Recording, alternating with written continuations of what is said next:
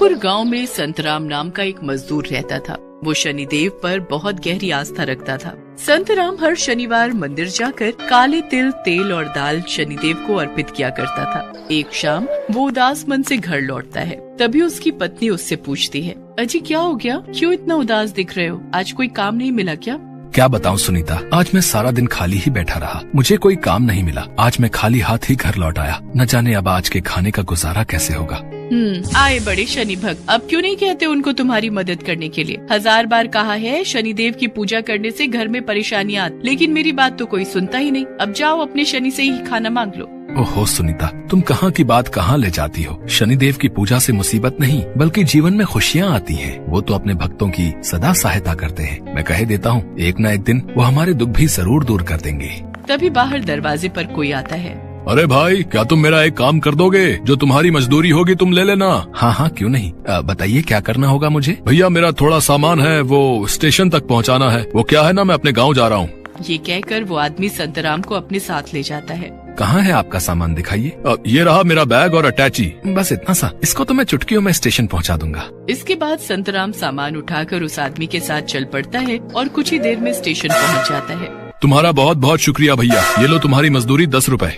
जैसे मेरे शनिदेव की इच्छा। जय शनिदेव, जय शनिदेव।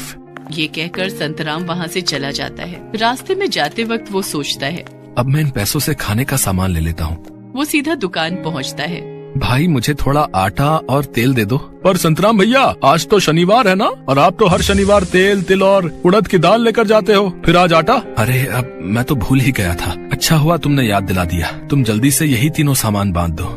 इसके बाद संतराम सीधे मंदिर जाता है और शनिदेव महाराज को काले तिल, तेल और उड़द की दाल चढ़ा देता है और उनसे प्रार्थना करने लगता है। हे शनिदेव, मैं गरीब मजदूर हूँ। अगर मजदूरी नहीं मिलेगी तो मैं 2 वक्त की रोटी भी नहीं खा सकता। कृपा करके मेरी मदद करो महाराज, मेरी मदद करो। फिर संतराम जब घर लौटता है तो उसकी पत्नी उससे पूछती है, दिखाओ तो जरा कितनी मजदूरी मिली, दिखाओ दिखाओ। सुनीता, वो मजदूरी तो मिली थी, पर जैसे ही मुझे पता चला कि आज शनिवार है, मैं उन पैसों से मंदिर में शनिदेव को तिल, तेल और दाल चढ़ा आया। देखो जी, साफ साफ कह देती हूँ, तुम इस शनिदेव की पूजा छोड़ क्यों नहीं देते? आज उनकी वजह से हमें फिर भूखा ही सोना पड़ेगा। उनको तो तुम्हारी रत्ती भर चिंता नहीं है। सुनीता, अगर शनिदेव के लिए मुझे भूखा भी सोना पड़े तो मैं रह लूंगा, लेकिन उनकी पूजा किए बिना मैं नहीं रह सकता। और मुझे पूरा यकीन है एक न एक दिन वो हमारी मदद जरूर करेंगे।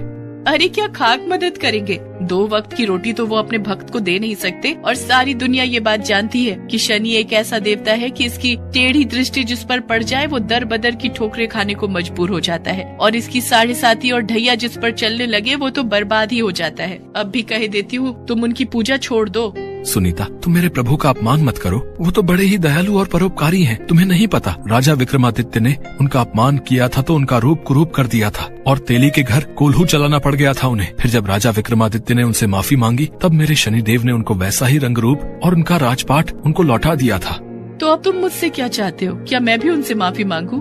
हाँ, जल्दी से उनसे माफी मांग लो, नहीं तो पछताओगे। लेकिन सुनीता ने माफी मांगने से इनकार कर दिया। फिर अगले दिन जब सुनीता उठी तो उसके सारे शरीर पर मोटे मोटे लाल दाने हो चुके थे। उसका चेहरा भी बुरी तरह दानों से भर गया था, साथ ही उसकी आवाज भी बंद हो गई थी। आ आ आ आ आ आ। ये तुम्हें क्या हुआ सुनीता? तुम्हारे सारे शरीर पर ये निशान कैसे? और तुम कुछ बोल क्यों नहीं पा रही? लेकिन सुनीता कुछ भी बोल नहीं पा रही थी और वो बस लगातार रोए जा रही थी। फिर संतराम जल्दी से उसको शनिदेव के मंदिर ले जाता है और उसके सामने तेल का दीपक जलाकर हाथ जोड़ते हुए कहता है, हे प्रभु, हे शनि महाराज, मेरी पत्नी ने आपके बारे में जो भी बातें की हैं, उसे इसकी नादानी समझकर माफ कर दो। इसे आपकी शक्ति का बिल्कुल भी अंदाजा नहीं था। इसे क्षमा करें प्रभु, इसे क्षमा करें। संतराम दिन रात वहीं शनिदेव का जप करता रहा। जप करते करते उन दोनों को कब नींद आ जाती है उनको पता ही नहीं चलता। तभी संतराम के सपने में शनिदेव आकर कहते हैं, वत्स, तेरी पत्नी ने मेरा अपमान किया है, ये क्षमा योग्य नहीं है, किंतु तेरी भक्ति से मैं बेहद ही प्रसन्न हूँ, इसलिए मैं तेरी पत्नी के दोष को समाप्त करता हूँ। वत्स, तेरी भक्ति ने सिद्ध कर दिया है कि तू ही मेरा सच्चा भक्त है। अब तू मुझसे कोई भी वर मांग सकता है। मांगो वत्स, तुम्हारी क्या इच्छा है? प्रभु, मैं चाहता हूँ कि मैं और मेरी पत्नी सदा आपकी पूजा करते रहें और हमें जल्द ही संतान सुख की प्राप्ति हो। साथ ही हमारा घर धन धान्य से भर जाए और हमें किसी भी चीज की कमी ना हो। तथास्तु। इतना कहते ही वो अदृश्य हो जाते हैं और संतराम नींद से जाग जाता है। फिर वो सुनीता को उठाते हुए कहता है, सुनीता, देखो तुम बिल्कुल ठीक हो गई।